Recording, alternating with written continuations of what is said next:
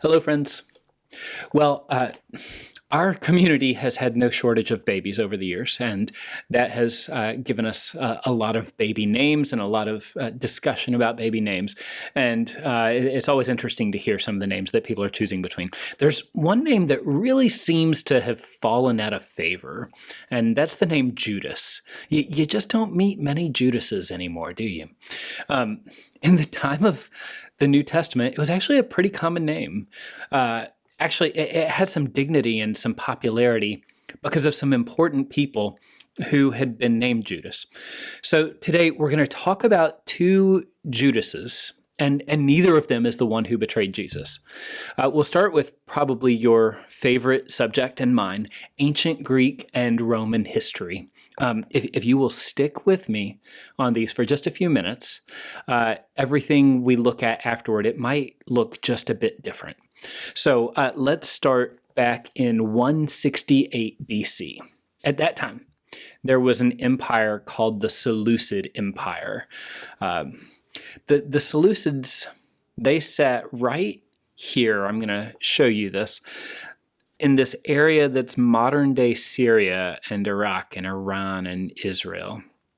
They were in this area of the world that has had constant tension. Now, one of the reasons, especially then, was because they were sitting just between the Roman Republic and the Ptolemaic Empire. So two of the main goals of empires, what makes them empires in some ways, are to control what you have and to expand. And that becomes really tricky when you're sitting between two other empires with the same goals, right? And so just around this time, the Seleucids have gotten a new king, and his name is Antiochus IV. I'm going to show you a picture of him. Here he is. So Antiochus thought highly of himself. He took the nickname Epiphanes. You might recognize that from the Christian holiday called Epiphany. We have that day as a celebration of Jesus coming and being recognized as God manifest. Well, Antiochus, he meant the same. He even had a coin made. Here's the coin. Has this inscription saying he was God manifest. He also sometimes used the name Zeus. Of all the gods, he specifically saw himself as Zeus in the flesh. Well, a couple of centuries before Jesus, Antiochus decides to make Jerusalem a major pagan stronghold for his empire. And part of that means totally eliminating all of the Jewish religion there. So he comes in and forbids any celebration of Sabbath or Jewish feasts. He forbids them to make their normal sacrifices, forbids circumcision, and orders the destruction of their Torah scrolls. And then the real kicker, he goes into the Jewish temple and sets up an altar of Zeus on their altar of burnt offering. He goes right to the holiest place for the Jewish people and sets up an altar to Zeus, which is kind of an altar to himself, right? And guess what kind of sacrifice he makes? Swine flesh. It really can't get more offensive than this. This would be like if someone came into our worship space and removed our altar and cup and bread for communion and replaced it with a big picture of Lady Gaga. That's not a perfect analogy. Just work with me here. So a group of Jews gets to the point that they can't bear this anymore. And they fight back. They're called the Maccabees, which sounds like the Hebrew word for hammer. And that's probably intentional. They come down on Antiochus and his people like a hammer. They start this revolt with guerrilla warfare, and they actually overcome the armies of the Seleucid Empire. And one of the most important parts of all of it for them is that they reclaim the temple. They cleanse it, they get rid of all the pagan idols and reestablish traditional Jewish worship there. These people, they're heroes in Jewish history. And so the leader of this whole revolution is our first Judas. His name is Judas Maccabeus. And when his dad dies, here's what he says in his dying speech. I'm going to show it to you. Judas Maccabeus has been strong and brave from boyhood. He is to be your commander in the field and wage war against the peoples. Assemble to your side all who observe the law and avenge your people's wrongs. repay the Gentiles in their own coin, and give heed to what the law decrees. So when he says to repay the Gentiles in their own coin, positive or negative here? Yeah, I think this could also be said as you give it to them. So that's Judas Maccabeus, Jewish hero. Now let's talk about another Judas. This one is called Judas the Galilean. Around 6 AD, when Jesus was a little boy, this Judas comes on the scene and he rallies a group of people who stage another revolt. This one says that loyal Jews shouldn't pay taxes to Caesar. They say, we have only one master, and that's Yahweh. Caesar is not our master, and we won't pay him taxes. And they're willing to die even for taking this stance. And, well, they do die for it. This revolt, it doesn't go as well. The Romans come in and they kill the people who staged the revolt. A lot of them are crucified, which sends a pretty clear message. Don't mess with Rome. And those people, they still would have been heroes for a lot of the Jewish people. They were the idealists doing what they knew was right, while others were too scared to do it. So groups like the Pharisees probably would have been sympathetic to them, looking back on what they did as something courageous. So these are your two Judases. Judas Maccabeus, who leads a revolt, cleanses the temple, puts the Jewish people back in charge in Jerusalem. And then Judas the Galilean, almost 2 centuries later, leads a revolt that aims to do the same. And his starting point is refusing to pay taxes, but it gets squashed pretty quickly. Okay, that's all for history. Hopefully it's enough to give us some different lenses when we read today's passage together. So look with me now at Matthew 22, and we're going to look over this just bit by bit. In the chapter just before this, Jesus goes into the temple, and what does he do? He drives out all the people who are buying and selling there. He says, my house will be called a house of prayer, but you are making it a den of robbers. And we call this the cleansing of the temple. Jesus goes in and says, this stuff doesn't belong in the temple. So does that sound familiar to you? Yeah, that was a big piece of what that first Judas Maccabeus, did. He cleansed the temple. This is the kind of stuff revolutionaries do. So how much of a revolutionary is Jesus? I think this is what people are going to be wondering. He cleansed the temple. Now what? And so now let's look at Matthew 22, and we're going to start at verse 15. My heading here says, paying the imperial tax to Caesar. So already we're intrigued. It says, then the Pharisees went out and laid plans to trap him in his words. They sent their disciples to him along with the Herodians. Teacher, they said, we know that you are a man of integrity and that you teach the way of God in accordance with the truth. You aren't swayed by others because you pay no attention to who they are. Okay, life lesson number 1 here.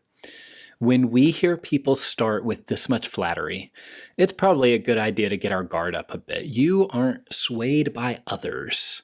So you'll say anything, regardless of who it might upset. This sounds like a setup from the beginning, doesn't it? So then they say, tell us then, what is your opinion? Is it right to pay the imperial tax to Caesar or not?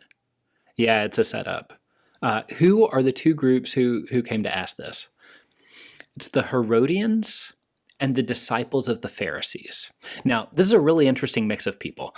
These are people who were probably opponents, maybe even enemies in most every situation. The Herodians are Herod's people. And where does Herod get his power? From Caesar. So do you think the Herodians have an opinion about people paying taxes to Caesar? And what happens if you start pushing a movement to not pay the tax? We've seen this before, right?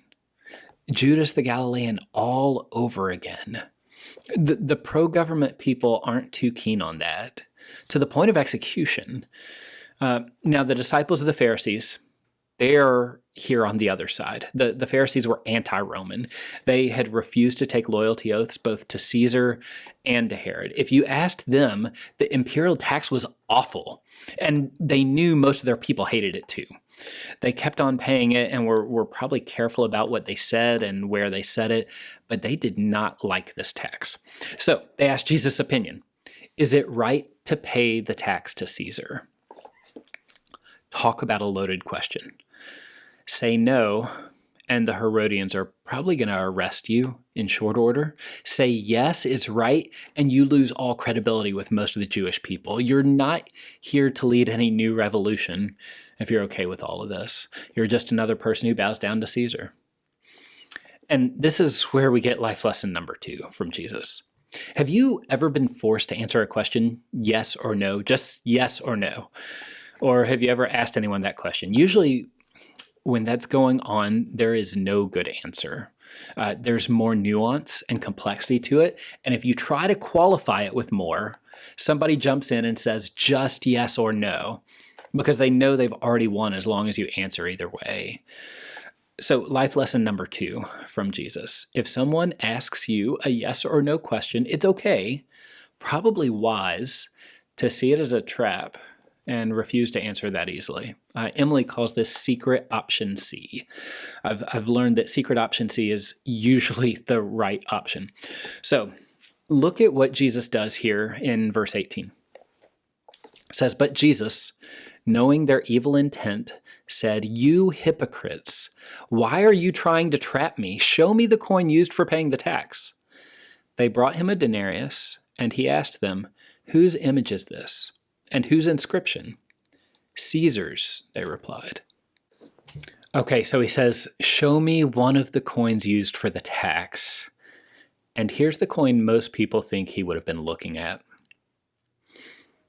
That's the image of Tiberius Caesar there on the front. And if you look really closely, you see the inscription Jesus asked about.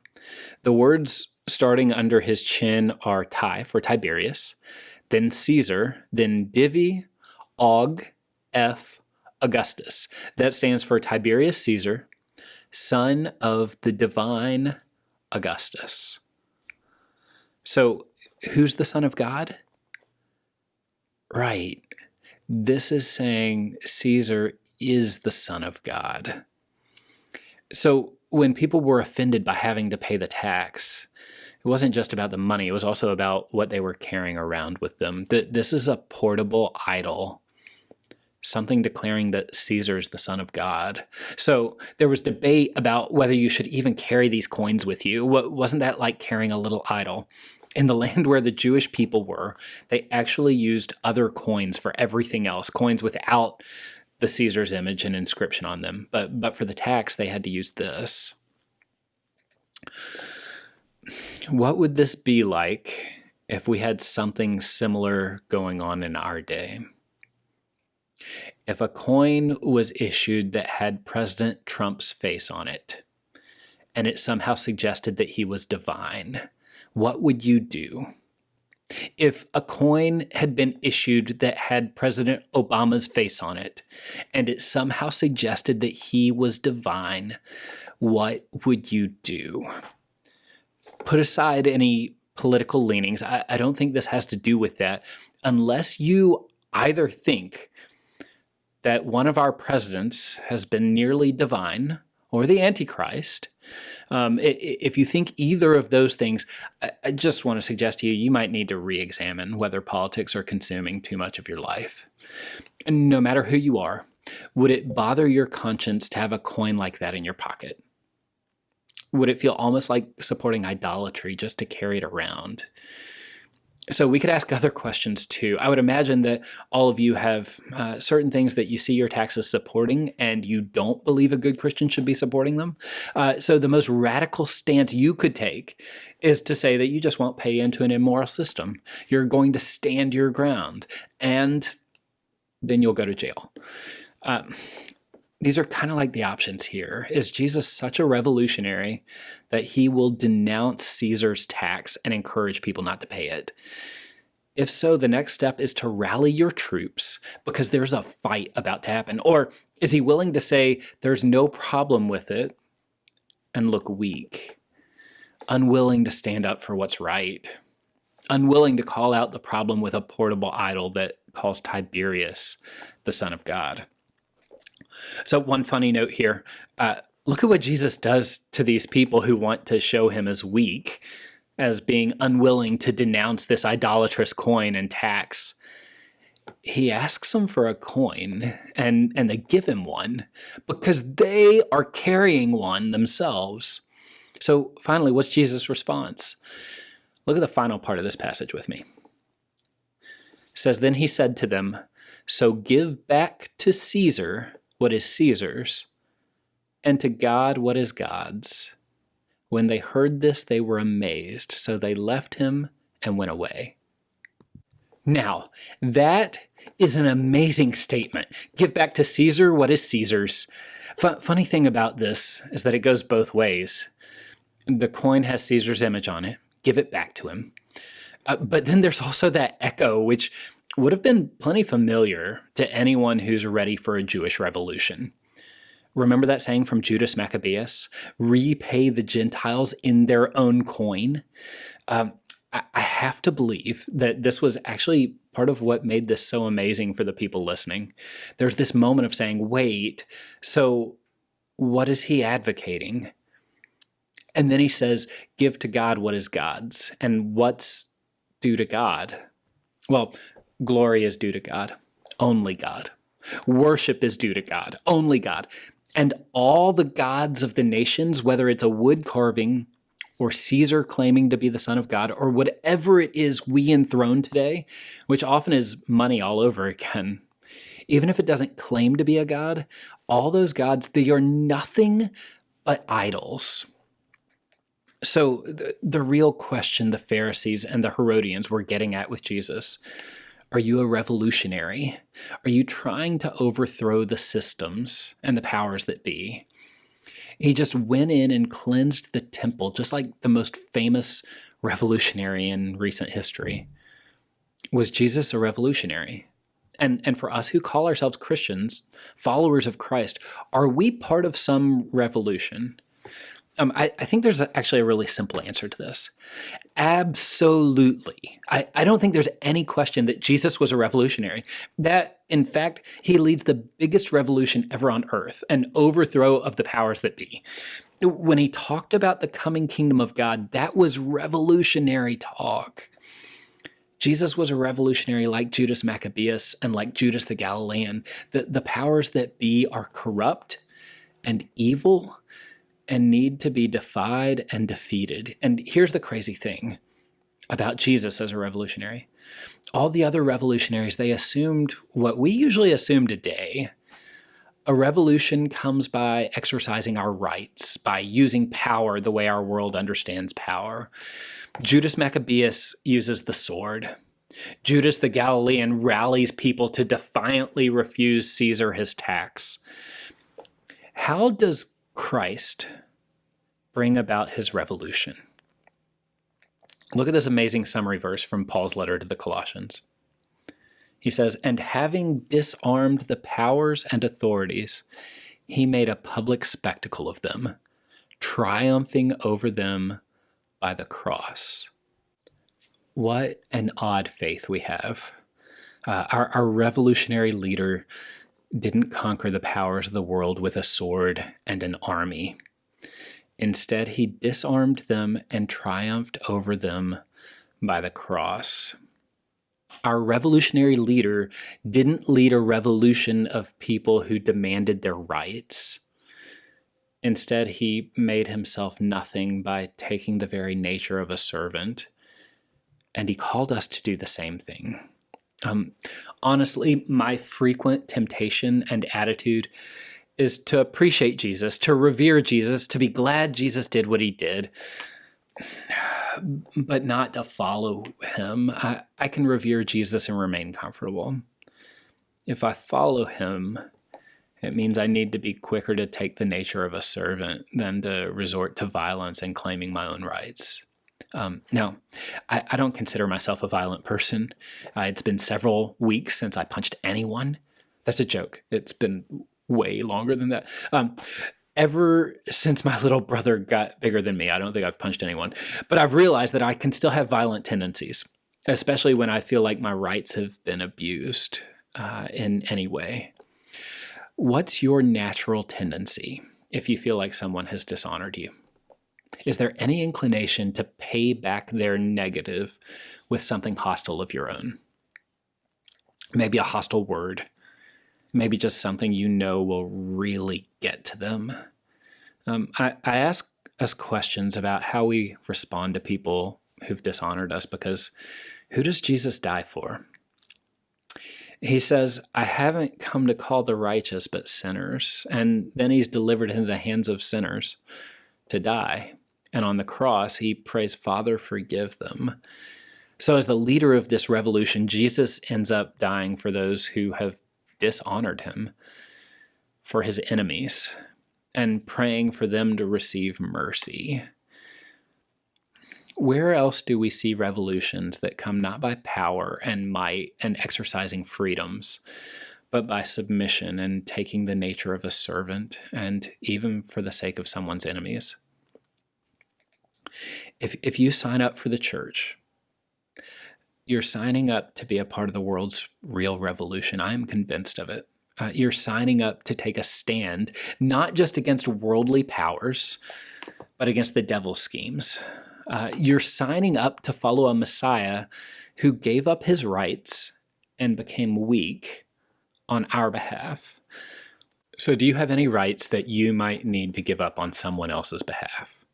You have the right to an easy, comfortable life. You have the right to do what you want with your money.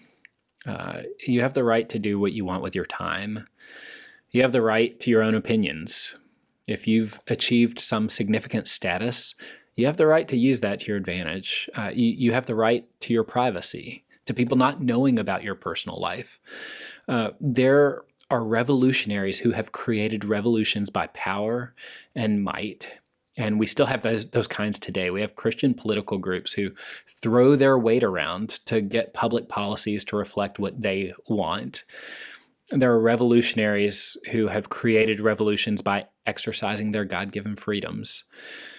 What a strange revolution that we see God's kingdom comes through what looks to the world like weakness.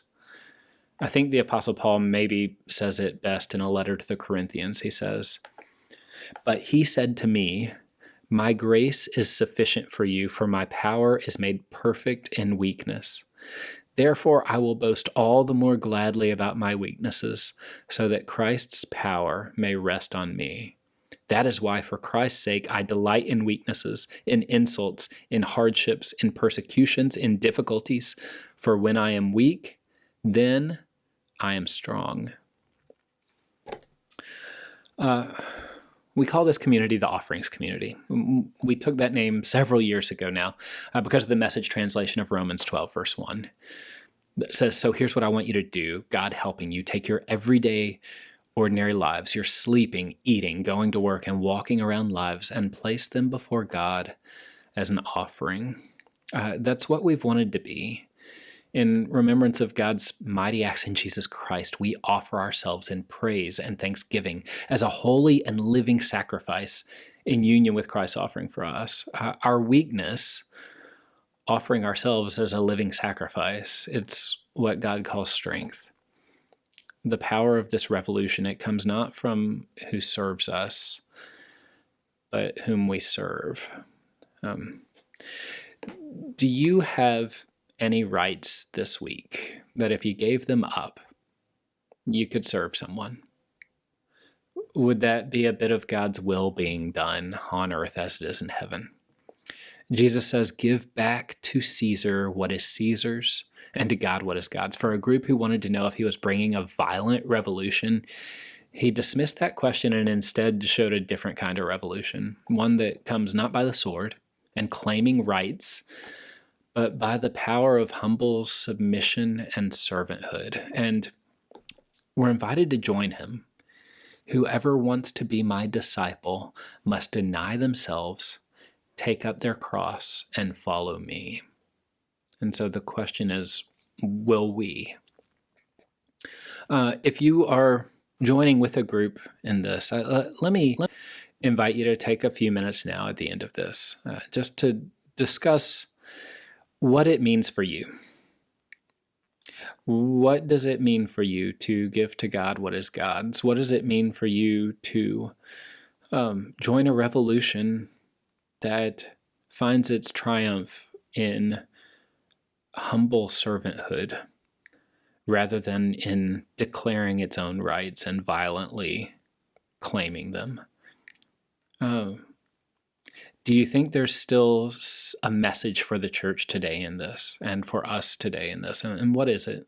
Have some conversation about that, and maybe particularly what it might mean for you to give up some of your rights, even this week, so that you can serve others.